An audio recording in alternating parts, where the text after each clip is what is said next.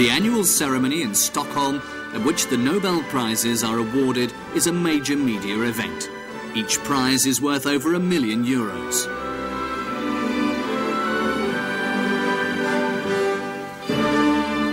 But very few people know that the prizes stem from the donation of someone who made history as the inventor of dynamite and as one of the 19th century's most successful entrepreneurs. So, who was this man who revolutionized weapons technology with his inventions, yet detested war all his life?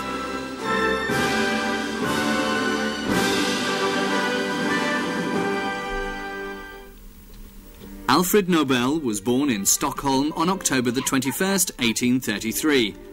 At the time, the family was in serious financial difficulties, and that same year, Alfred's father was forced to declare himself bankrupt. He'd made a name for himself designing naval mines.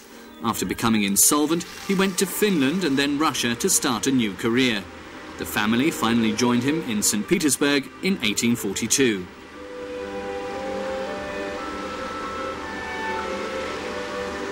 Alfred was taught by a private tutor. He showed an interest in the natural sciences, but literature too held a particular appeal for him. To turn the young man's mind to other things, in 1850 his father sent Alfred on a study trip to England, America and France. In Paris, Alfred worked as assistant to the chemist Théophile Jules Pelouse. A few years previously, he'd also taught Asciano Sobrero.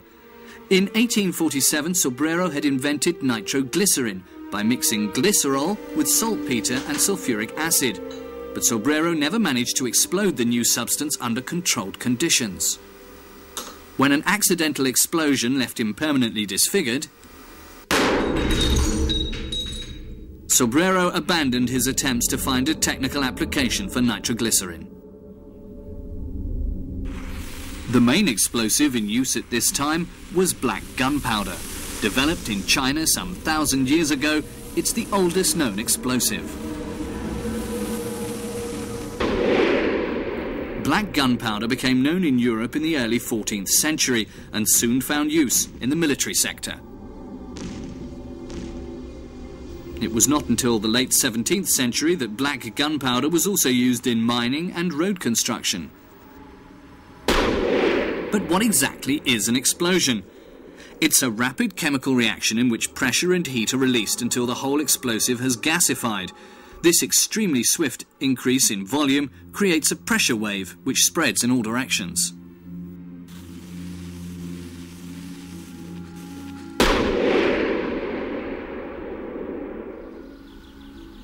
When Alfred Nobel returned to St. Petersburg in 1853, he immediately embarked on research into the new substance discovered by Sobrero. It fascinated him. Not only did nitroglycerin have 6 or 7 times the explosive effect of black gunpowder, glycerol was also a very cheap raw material, a byproduct from making soap. But at first, Nobel too could not control the new substance.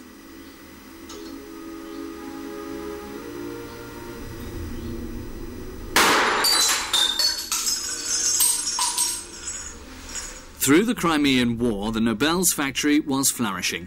Amongst other things, it manufactured naval mines which prevented the British fleet from shelling St. Petersburg. But when the war was lost, the Russian government lacked the funds to invest in further arms production. So in 1863, the Nobel's firm went bankrupt once more, and the family returned to Stockholm.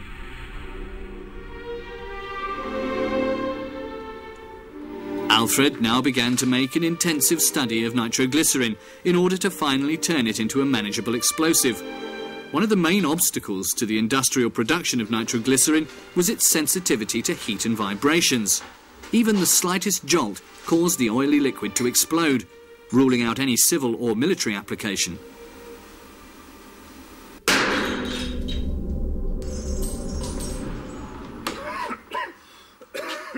But Nobel had an idea. With the help of a detonator, perhaps, nitroglycerin could be made to explode safely under controlled conditions. On July the 15th, 1864, he applied for a patent for his initial igniter, as he called it.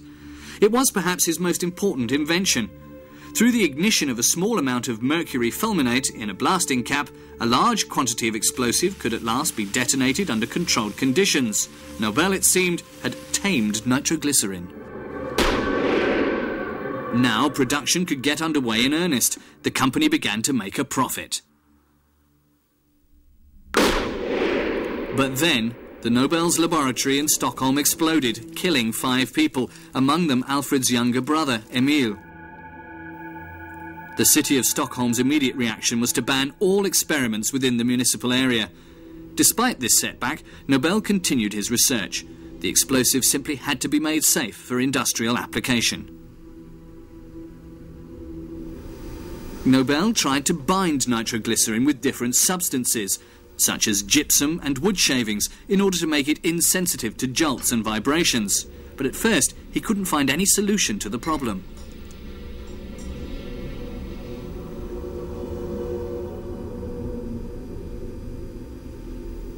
To reduce the risk of transporting nitroglycerin, he set up his own production centres in a number of countries and had the manufacture of Nobel blasting oil, as it was called, patented in each of them.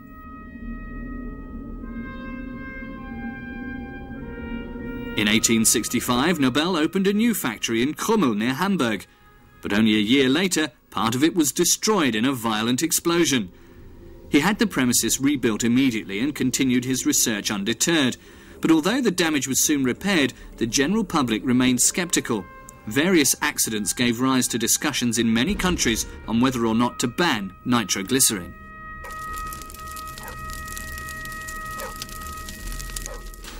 But Nobel was convinced that the accidents were only the result of the material being wrongly handled.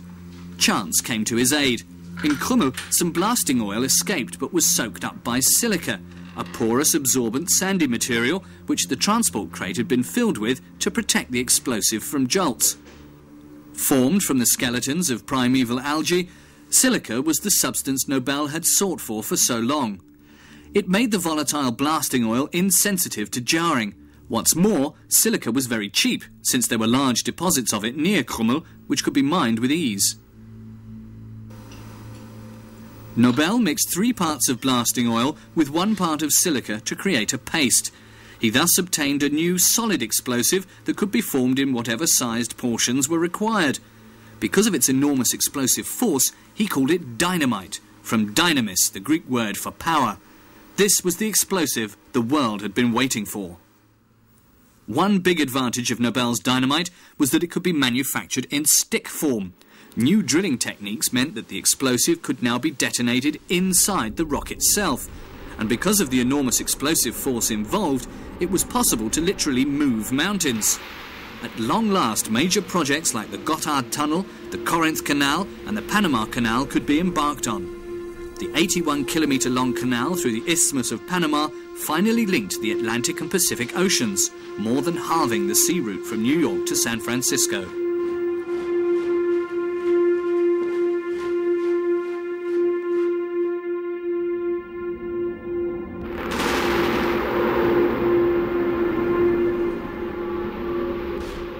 The triumphal advance of Nobel's dynamite could no longer be stopped. Production in Krummel doubled from year to year, and Nobel founded new factories in Germany, England and the United States. When his various firms began to compete with one another more and more, forcing prices down, Nobel united all his enterprises in one company. In 1873 he left Germany. Nobel's health had been poor ever since adolescence, and it was for health reasons that he moved to Paris.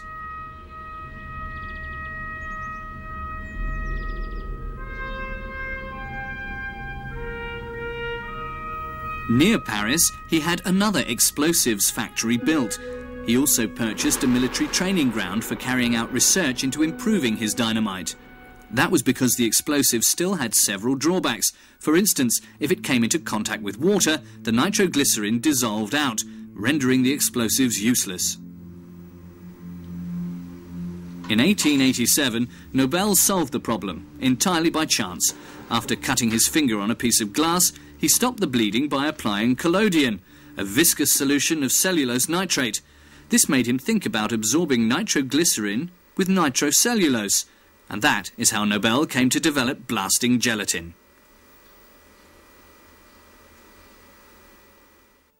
One advantage of blasting gelatin is that the higher proportion of nitroglycerin it contains gives it greater explosive force, and since it's not soluble in water, it can also be detonated underwater.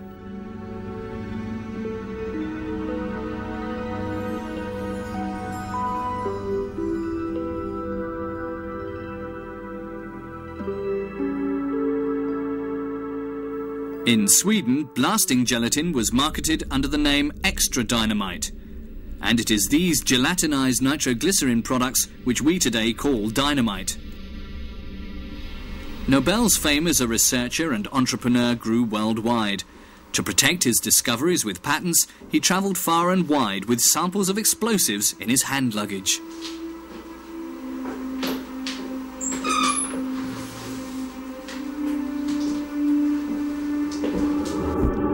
The only disturbing feature of the wonder explosive was the huge cloud of smoke that accompanied every detonation. On the battlefield, for instance, it meant that vision was obscured for a long time. So, by altering his blasting gelatin, Nobel developed ballistite, a smokeless powder used solely by the military. Ballistite also has the slow combustion properties needed to give a bullet effective propulsion without creating excessive pressures in the barrel. Nobel's ballistite made the development of the machine gun possible. But Nobel never publicly associated himself with the military use of his products. In fact, he secretly detested war. He was not only the seemingly unprincipled arms manufacturer who made handsome profits from the deaths of tens of thousands of soldiers. Thus, he corresponded with the celebrated pacifist Bertha von Suttner, authoress of the anti-war book Lay Down Your Arms. He discussed peace policy with her and the idea of an alliance of states, similar to the concept behind the United Nations.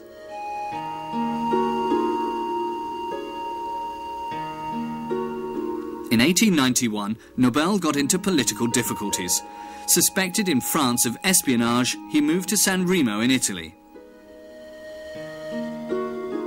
It was in San Remo that Alfred Nobel passed away on December the 10th, 1896.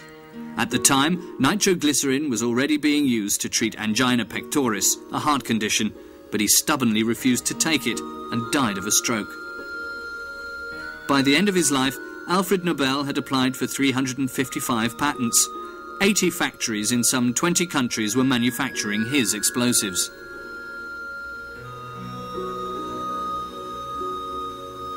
But he wanted posterity to remember him not as the king of dynamite, but as a patron of science, culture and peace. Consequently, in his will, he stipulated that his entire inheritance, 31 million Swedish crowns, should be placed in an endowment fund, with the interest used each year to honour outstanding achievements in the field of research. In addition, prizes were also to be given for achievement in the fields of literature and peacemaking, both of which were Nobel's secret passions. His relatives tried to contest the will, so it was not until 1901 that the first Nobel Prizes could be awarded. One of the first Nobel Peace Prizes went to Bertha von Suttner, the only woman who ever played an important role in Nobel's life.